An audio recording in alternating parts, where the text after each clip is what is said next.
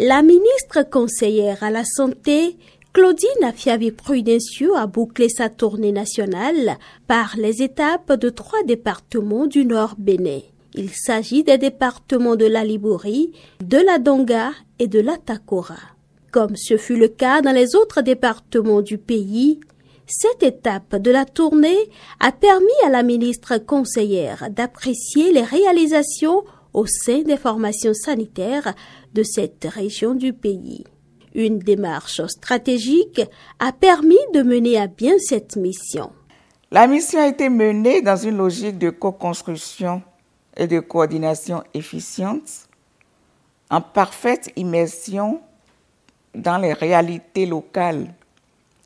Chaque étape a été soigneusement préparée en synergie avec les autorités sanitaires départementales, les responsables des formations sanitaires et les relais communautaires.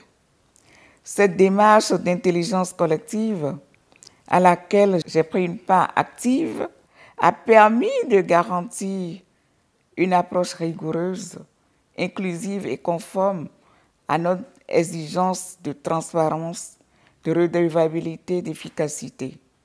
Dans les départements du Nord Bénin, la santé communautaire, une approche ambitieuse du gouvernement pour garantir l'accès des populations aux soins essentiels et lutter contre les inégalités, a porté ses fruits.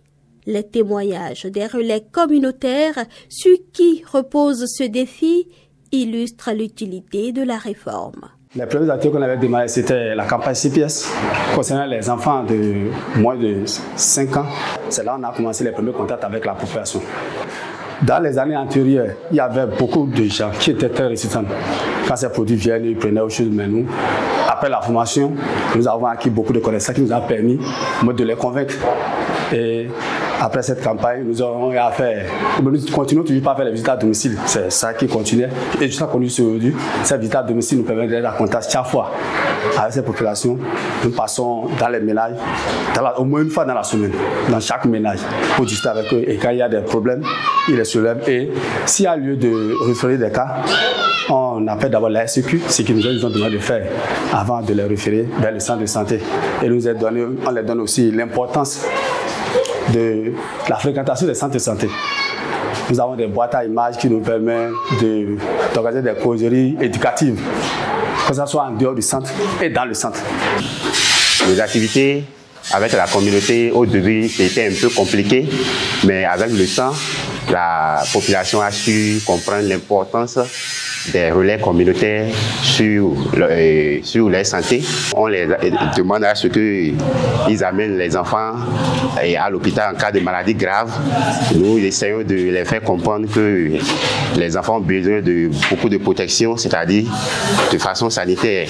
La fois dernière, oui, j'ai fait un cas particulier, c'est-à-dire j'ai été à un ménage où j'ai retrouvé un enfant très malade. Un enfant très malade que les parents essaient avec les produits traditionnels. Et vraiment, la santé, vraiment, ça ne confondait pas avec les trucs traditionnels. Donc, je les ai conseillé de faire recours à la médecine moderne. Donc, chose faite, je pense que ces derniers temps, j'ai revu l'enfant qui était malade, vraiment. Je pense qu'il y a eu beaucoup d'améliorations. L'enfant se porte très bien maintenant. Au début, c'était un peu compliqué avec la population et l'accueil était vraiment très compliqué. Mais avec le temps, la population a su comprendre l'importance. Donc maintenant, il n'y a plus de difficultés avec la population concernant ces contacts. Comme sensibilisation, on leur dit par exemple aux femmes enceintes de commencer les consultations prénatales et après l'accouchement d'amener les enfants pour la vaccination. Les populations ont, avec le temps, ils ont changé leur comportement. Il y a les personnes qui ne connaissaient pas l'importance de venir à l'hôpital à cause des produits traditionnels. Mais avec nous, nos aides, la population a su qu'aller à l'hôpital est très important pour nous tous. Ce dispositif d'alerte permanent, de prévention et de promotion de la santé au niveau communautaire fait donc ses preuves. Claudine Afiavi-Prudencio reconnaît l'importance de ce maillon du système sanitaire dans l'atteinte des objectifs de développement durable qui prévoient l'éradication des grandes pandémies à l'horizon 2030. Les relais communautaires sont aujourd'hui les sentinelles du système de santé. Leur rôle dans la prévention, l'éducation sanitaire et l'accompagnement de proximité est essentiel.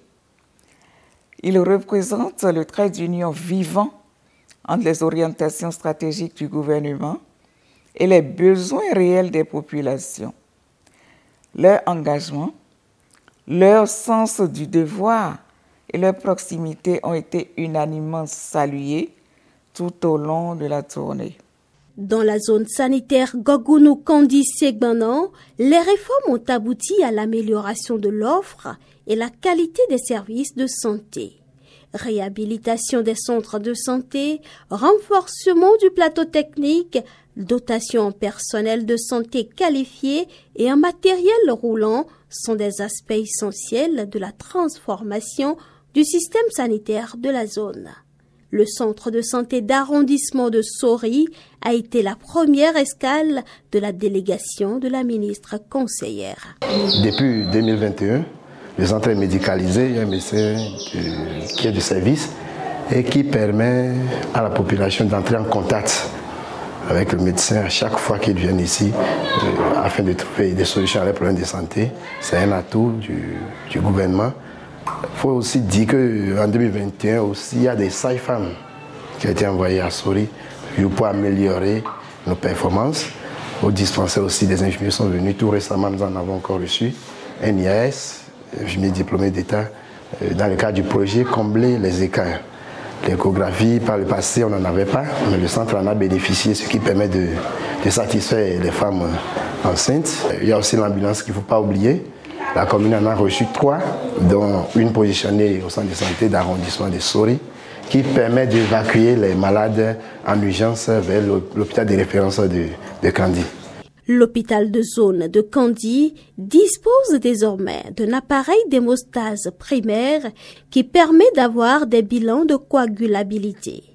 Grâce aux réformes, le centre est doté d'une unité d'imagerie et de radiologie, puis d'un groupe électrogène automatique de 500 kVA.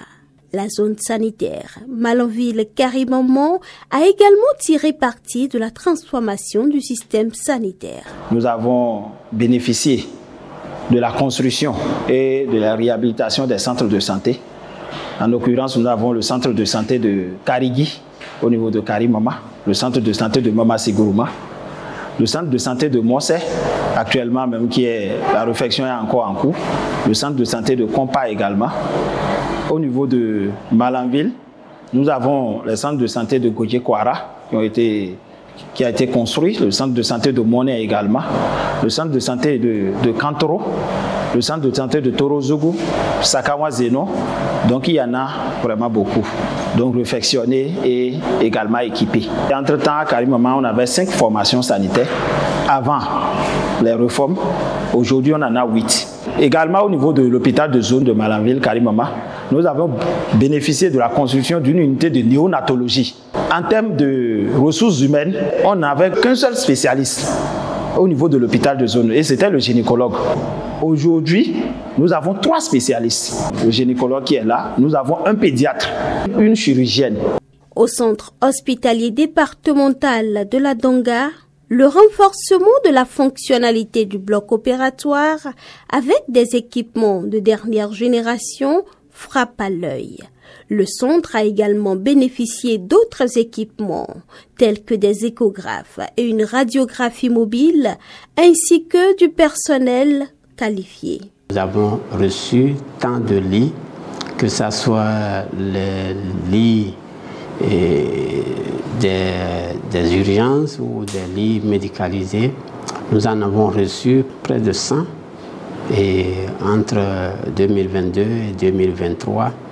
Et les lits qui sont vraiment des lits manipulables pour les patients qui sont dans des situations aussi critiques. Par rapport au personnel, ces derniers temps, nous en avons eu beaucoup Actuellement, nous avons 3 médecins qui sont sur le financement de combler les écarts. Et le personnel de soutien, le personnel des aides-soignants, nous avions eu autour de 14. Les anesthésistes, c'était un. Actuellement, on vient de recevoir un autre. Vraiment, nous sommes assez soulagés par rapport à tout ce qui est fait en termes d'augmentation, en termes d'effectifs de personnel pour faire face à la prise en charge des patients. Les formations sanitaires du département de l'Atakora ne souffrent plus du tout de manque de matériel roulant. Plusieurs ambulances ont été mises à leur disposition pour faciliter le système de référence et de contre-référence. Nous avons eu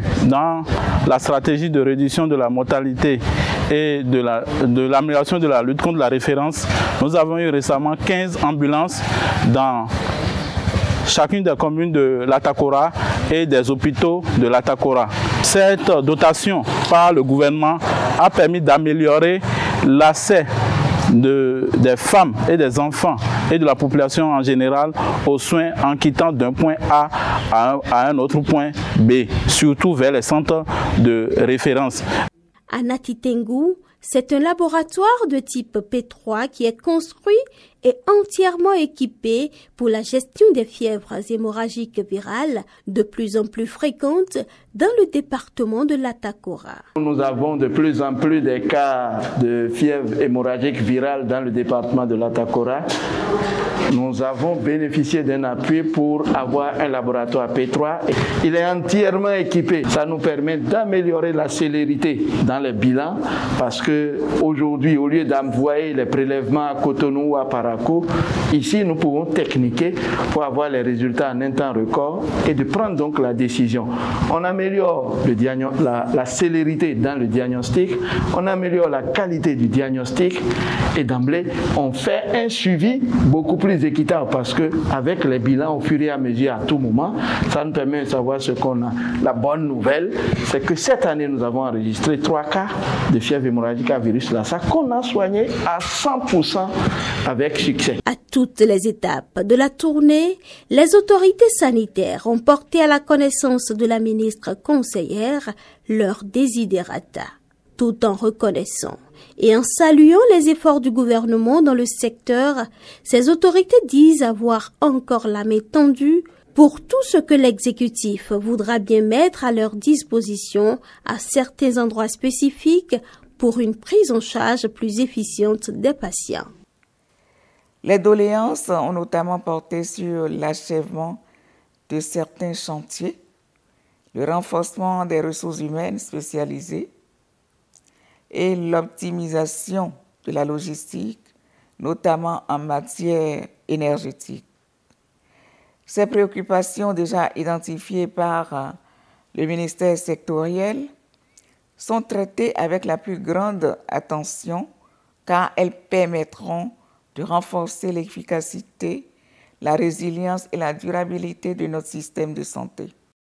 La ministre conseillère se veut rassurante quant à la prise en compte des préoccupations tant des populations que des autorités sanitaires. Je tiens à rassurer nos compatriotes. Tout ce qui a été vu, entendu et enregistré au cours de cette tournée sera pris en compte par le gouvernement de notre pays avec le sérieux, le sens de l'État et la loyauté envers les engagements du chef de l'État qui caractérisent sa gouvernance. Le gouvernement actuel ne fait pas de promesses sans lendemain. Ce qui est en cours dans le secteur de la santé est une œuvre réelle, structurante et profondément humaine. Nous restons pleinement à l'écoute des populations, fermement engagés à leur côté pour construire ensemble un avenir sanitaire plus juste, plus équitable et durable. Cette dernière étape de la tournée de la ministre conseillère Claudine Afiavi-Prudencio confirme l'intérêt du gouvernement pour un développement harmonieux et inclusif de toutes les régions du pays.